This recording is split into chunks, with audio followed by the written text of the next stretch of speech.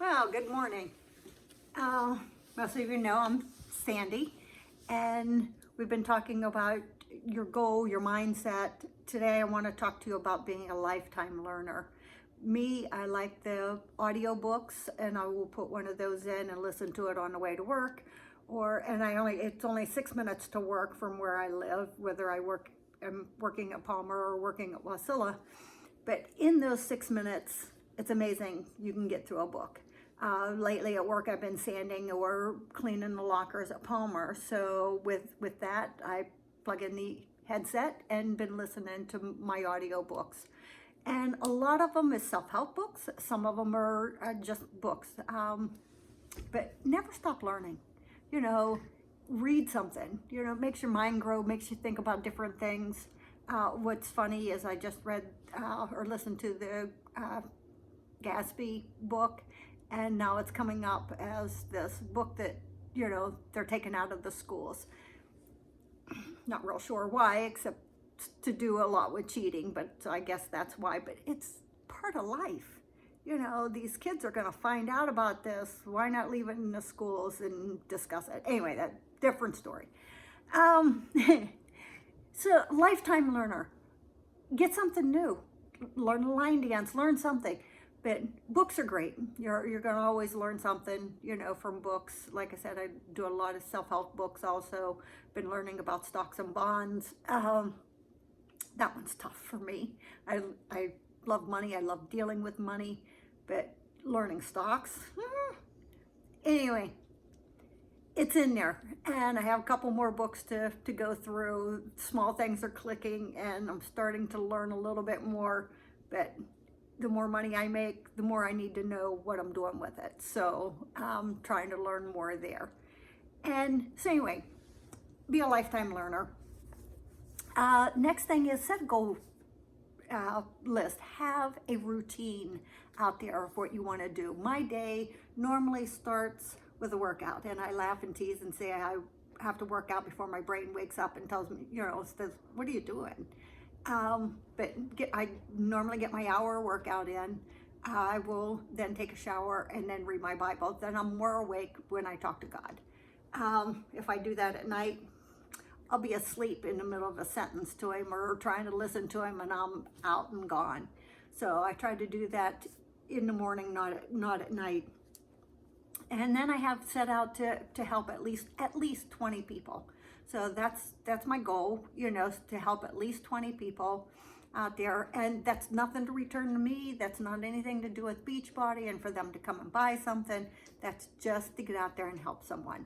Could be, you know, somebody running, biking, the triathlons, hiking, whatever it is. It don't even have to be Beachbody or health or fitness or exercise or anything like that.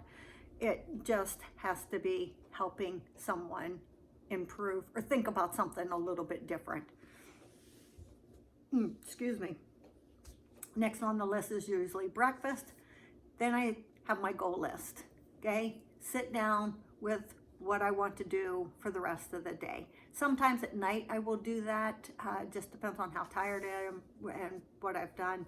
But I try to have that goal list set out for the night before. Personal development, like I said, I listen to that, you know, going back and forth to work. That's great on the audiobooks. Praying to God. I normally will say, thank you, God, for. Whether it has happened or not, I'm thanking him ahead of time. If I do that often enough, I will find things that come true. I thank him for getting my car paid off early before it was paid off early. I thank him pretty much for everything, you know. But I have this list that I will go through and thank him for, and it's pretty much the stuff on my goal list or on my goal board. And I'll go through and I'll thank him for all these things, knowing in my head they will come true. Okay, so that's just something that I work toward. Have faith that God is going to change your life. And that's huge for a lot of people. I mean, you know, whether you believe in God or a higher power or however you look at it, me, I believe in God.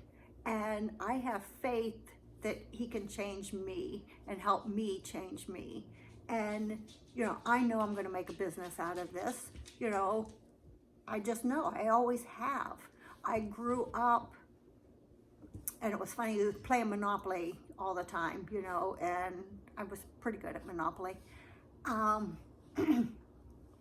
But playing that, I'd have all these houses everywhere. But even that, growing up, I always knew I'd have more than one house. It was just something weird that was always there, that I always knew I'd have more than one house. Right now I have the house here, which, bank owns. But I am still living here and making the payments and running it. It's a 5-plex for those of you that don't know. Plus then I still have my house in Ohio. Plus I'm looking at a house in Florida because I want someplace warmer to go to in the wintertime. And I'm looking to build on the hill.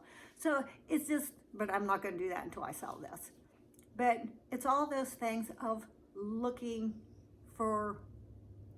into you, looking at God and what he can do and change in your life. Have faith that he can make the changes that you want. Thank him ahead of time. Let him know that you appreciate everything. Help people with nothing to come back on you, just helping people. Okay, what else do I want to say? God's got this. I've always said, and one thing that Brad used to say is, God can't drive a parked car. So get behind the wheel. He'll turn it right or left or straight forward, but you got to get in and drive. So start your car, start driving, and let God take you in the direction you want to go. All right, see you next time.